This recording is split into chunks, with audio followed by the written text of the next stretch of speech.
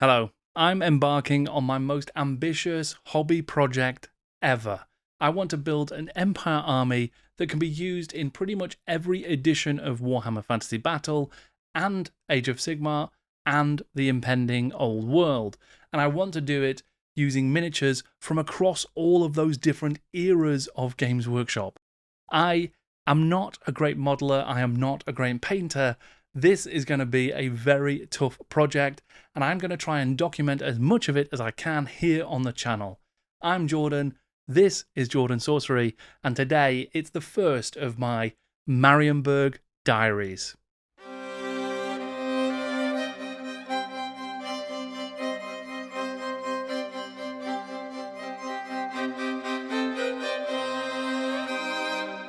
Okay, so this is a new type of video for me, and I know I say that all the time, but this one is going to be very much a hobby diary. I'm going to take you from the sprue right the way through to the tabletop, because I want to show that full journey for someone who hasn't built an army on this kind of scale in quite a long time, and who hasn't used the kind of modeling and painting techniques that I'll be required to use for this build in pretty much my entire gaming career. I will start by saying that it's very warm here in the UK, so apologies for me looking very disheveled.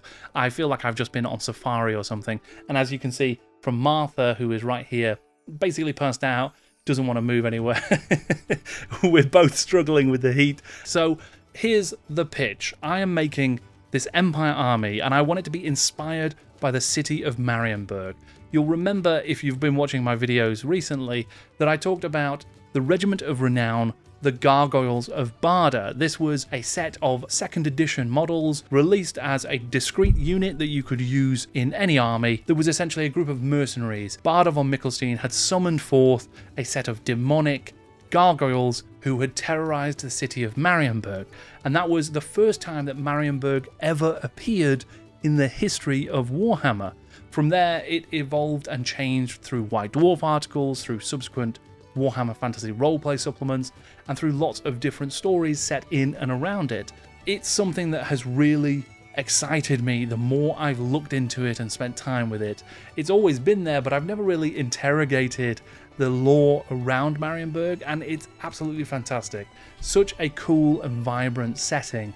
It's really inspired me and got me dead excited. I've been thinking about this Marienburg army, I've been thinking about how I'll build it out. I want to use miniatures from across different eras, so I'm going to use those original gargoyles alongside things like the gargoyle mysterious objects from the Cursed City box set, or other types of demons and sort of characters that have been released over the years, because I think that's going to lead to something that could be a really special and characterful army when I put it on the tabletop. In my experience with Games Workshop, I've had so many different Warhammer Fantasy armies, more or less most of the armies. I've never had a Bretonnian force, I've never had a Chaos Dwarf force, I've never had an Empire force, but I've had pretty much every other fantasy army over the years, some to greater degrees of success and some to lesser degrees of success.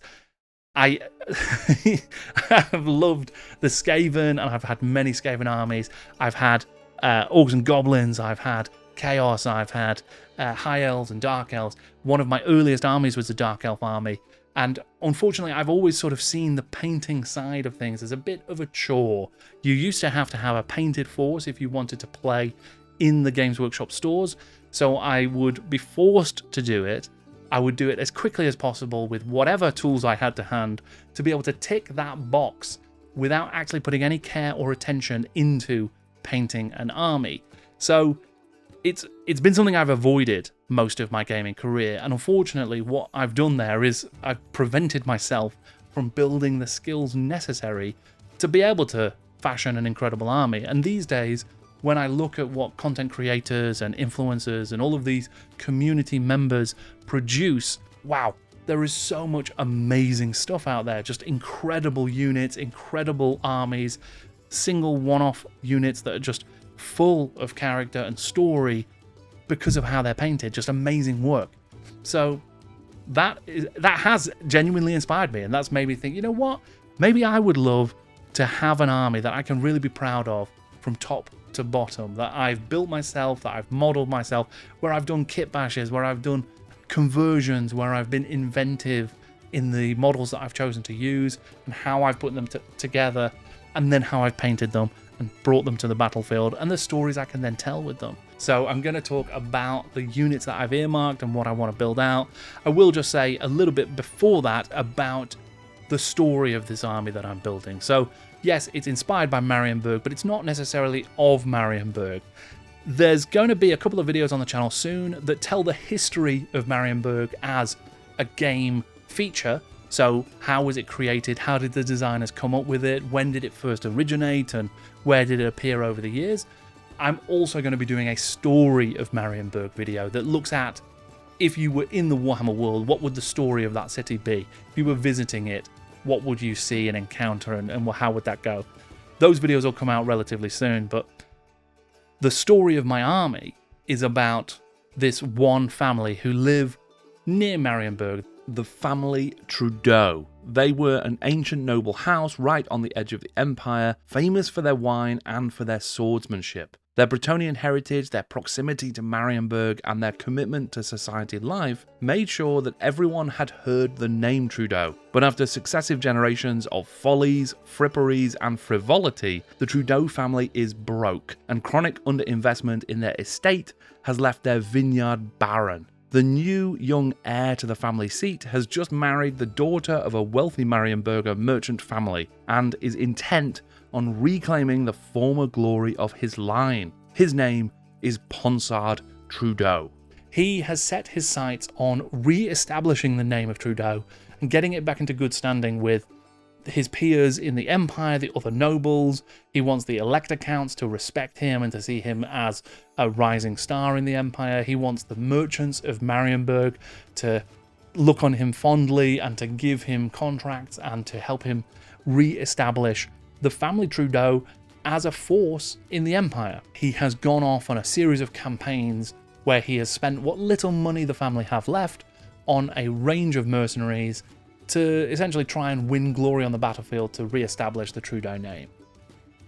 He is going to be bringing with him ogre pirates and dwarf smugglers and whatever else he can find on the streets of Marienburg to fill out his army. So the games that we play tell the story of the Trudeau family trying to re-establish itself through fighting. I'm also writing a series of fictions, a series of chapters in the story of Anna Trudeau, that daughter of the merchant family who has married Ponsard and who has taken on the Trudeau estate and is trying to rebuild the family name through the winery and the wine of the Trudeau family. So her story is about inheriting this land that is dying and trying to re-establish wine production and to make them into a force in local politics. They sit right on the border with the Bretonnians. They are constantly at threat from orcs and goblins and beast men raids and all of this sort of stuff.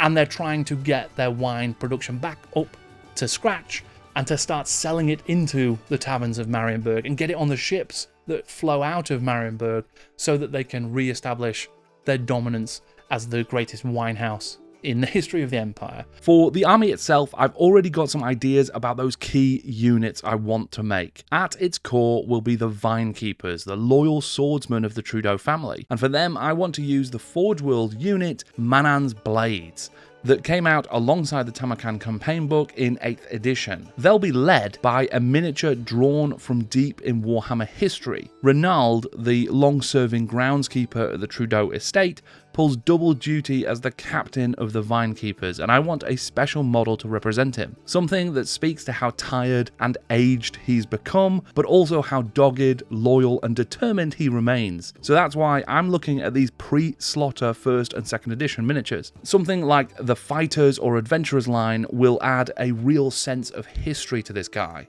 Right, the mercenaries. Well, we've got those ogres I talked about. In 4th and 5th edition Empire armies, these were available as just a core unit, but I can still field them in other editions through Dogs of War and Regiments of Renown. I'm starting with the Pirate Maneater model, and I want to get Black Powder from the Underworld's Warband in there as well. There is going to be a challenge around that sculpted base for the Buccaneers though, and this is likely something I'm going to have to learn how to deal with. I think there's probably going to be more sculpted bases across modern miniatures from Age of Sigmar and later lines where the sculpted feet are on round bases, but I'm going to need to try and get them onto square bases, so that's going to be a problem I have to solve. I'm also going to include a unit of dwarves made up of the classic Dogs of War Long Drong Slayer pirates. These are great pirate dwarf models. I think they're going to fit right in with that sort of merchant navy, smugglers, pirates feel I'm trying to go for with the whole Marienburg list. I really like the idea of looking at, say, the White Dwarf subscriber special that they did where he was like a pirate captain, because again, as a captain for that unit, I think it would add so much texture and so much character. It would just look really, really cool and bring something together in a really fun way. Of course, there'll be the Gargoyles of Barda, who I'm going to have summoned by a rather shady looking wizard that Ponsard has contracted out of a dirty Marienburg pub called the Dog and Duck. I want to use Torgilius from the Cursed City box, as I think that this guy looks like a dodgy demonologist. He's going to be called Bertrand von Mickelstein, the great-great-grandson of Barda von Mickelstein, the fool who accidentally brought gargoyles to Marienburg in the first place. Bertrand is on a quest to reclaim his birthright and family reputation, just like Ponsard is, but maybe not in quite so wholesome a fashion. In terms of war machines, I've already started work on a Great Cannon and a Hellfire rocket, and there is going to be the mighty Marienburg class landship as well. Now this is going to be the centerpiece of the whole army. It is an absolutely beautiful model. I've talked about it before. It's going to be really, really complex. So for that reason and my limited skills right now, I'm going to do this at the end or near the end of the project. I want to make sure that I know what I'm doing before I get stuck into the difficult aspects of this one. Supporting the Vinekeepers, there'll also be a unit of greatswords. At the moment, I haven't really come up with a full shape for this unit or a name, but I do know that I want it to have a unique female captain, and I'm kind of borrowing from myself because I've been a bit inspired by my own PC that I play in my current D&D campaign, Abigail Latchkey. She's probably my favorite ever PC I've created, so I wanted to find a way to kind of get her into this army as well, in a way. I also have been drawing inspiration from this epic David Gallagher cover from White Dwarf issue 88. I can't be the only one who thinks that with a little bit of kit bashing and a full head swap, the Sisters of Silence character Elia looks like a perfect match for this dragon lady. And I'll also want to add some more texture to this greatswords unit by adding other unique miniatures from more recent Citadel ranges. I think it's Imelda from Cursed City who might be another good addition to that unit, as well as some other characters who give me the right kind of range and feel in terms of heights and scales and that sort of thing. I think that's going to be a challenge across the board, actually, is that the scales for some of these models, if I'm using 40k models, if I'm using Age of Sigmar models, contemporary models, alongside much, much older figures and miniatures from earlier editions, there's going to be a real scale imbalance. So again, that's something I'm going to have to get creative around, and probably I'm going to have to learn lots of different techniques to try and make this not look like a really weird army. There needs to be consistency. I want there to be that feel of consistency, like these do all belong in the same army at the same time. A lot of that I think will come through the painting and how I approach that particular challenge. Some of it's going to be in the basing, so I'm looking at using the same kind of textured bases to create the feel of being on the deck of a ship or on the docks, planks and trapdoors and ropes and all that kind of stuff. But I think there's going to have to be some creative stuff to make the scales all fit and look right. So those are just a couple of those key units, key characters. There's going to be loads more. I'm really buzzed about putting all of this stuff together and putting as much of it in writing and putting as much of it into these videos and into the stories as I can. There is a load of stuff I want to do around the actual terrain and objective markers that I'm going to build for the army as well. I want to build a big centerpiece terrain piece. I've got some fun ideas for that I'm going to try and get into. A load of stuff in my bits box and my pile of shame that I want to try and dig through and try and use here as well. So I've got loads of Necromunda models that I've still not put together and still not used, but they are gorgeous, gorgeous models. So I want to take like the House Grime attaché. I think he would make an amazing addition to a unit as a captain. So he could be the Null Ironsides captain potentially, or you could put him alongside some of those other units. There is Lady Hera, who I think is just an incredible, incredible model. I'm not sure who she would play in this army, what kind of role that character would have. Similarly, the Lady Credo.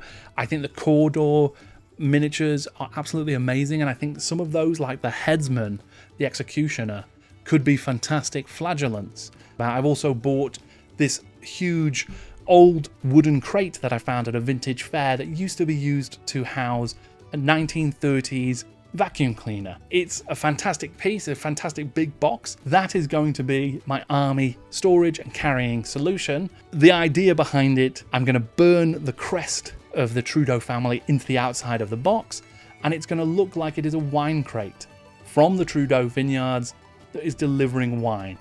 So I've got a number of these units, a number of these individual miniatures that I've already sourced, that I've already got ready to go. I now need to start assembling, and I need to start doing test paint schemes.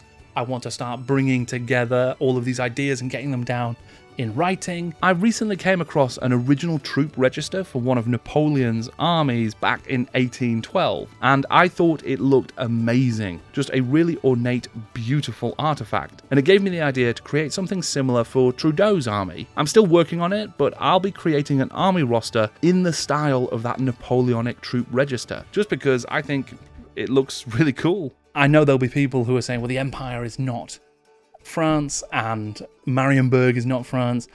Yes, absolutely, you're totally right. Part of my way around that is that I've given the Trudeau family some of the heritage of Bretonnia, so there's a bit of mixed lineage in that family tree. They are right on the border with Bretonnia, so I've excused myself by putting a bit of that in there, but also, this is my version of the Empire. This is my version of the old world. In this case, this particular family, with their particular traditions and their particular story, just happens to be influenced by that stuff, by the things that I like, that I'm interested in. So if I want my Null Ironside gunners to be like musketeers, well, they will be. That's just going to be my version of the game. And I think that that's the kind of thing. I mean, you will notice, as I've talked about this army, I haven't talked about optimizing it. I haven't talked about how this thing would even work on the battlefield. It's going to be ridiculous. It's not going to be pointed well. It's not going to be efficient. It's probably going to be terrible in terms of winning games. I don't mind, because the story I want to tell is of the army, collecting the army and building the army and putting the army on the battlefield and the scenarios that we play. That's the exciting thing for me. The actual winning of games, yeah, it's great. I love it. It's fantastic. But I'm happy to lose a game as well if the story I got to tell was the one I wanted to tell, that was the fun one. So I'm okay with it. I'm happy to take that hit. What happens next is I'll be building these units. I'm going to be filming it. I'm going to be trying to take as much footage as I can of the interesting parts. And I want to do one of these diaries relatively frequently, probably once a month. I'll talk about what I've been doing and how I've sort of been building it out. I hope that this has been somewhat interesting. As I say, my passion and my excitement is totally fired up by this army, by these stories, by this idea. So I can't wait to get stuck in and share it with you. Don't worry though, there's still going to be lots of other stuff coming out on the channel. I've got the Mordheim behind the making of Mordheim, the making of Warhammer 6th edition. Those videos are still on the way, but I've had a great opportunity to talk to Thomas Pirinen about his drive behind those games. So I want to make sure that I'm able to incorporate as much of that as possible. So they are delayed a little bit, but I've got a load of other videos that I'm working on as well that I'm going to share on the channel soon. If you haven't watched it, why not give the Quizhammer Warhammer quiz a go? I had a lot of fun putting this together. I've been told that some of the questions may be a little bit too on the hard side, so if you want to test your trivia knowledge around Warhammer Fantasy Battle, around Warhammer 40k, around other Games Workshop releases over 40 years of history, then go and check it out. I always appreciate it. If you did enjoy this video, please leave a like. If you want to comment on any ideas, or you've sort of got any inspirations that you're working on, projects you're working on, please share them below, because I'm really excited about Warhammer at the moment, about the old world, about this army. I want to share it with people. I want people to share their excitement with me, because this is a really fun time, I think. Lots of real good buzz about Warhammer again, and that hasn't been the case for a long time, so I'm feeling good about that. And of course, if you want to subscribe to the channel, that's great. If you've got the means and the inclination, you can check out my Patreon. I'll put a link in the description below. And if you want to read the first part of the Widow Trudeau story about Anna Trudeau re-establishing the Trudeau family estate and the vineyards, then you can go and check that out via a link in the description as well. Thank you very much for watching. I am Jordan, and this is Jordan Sorcery.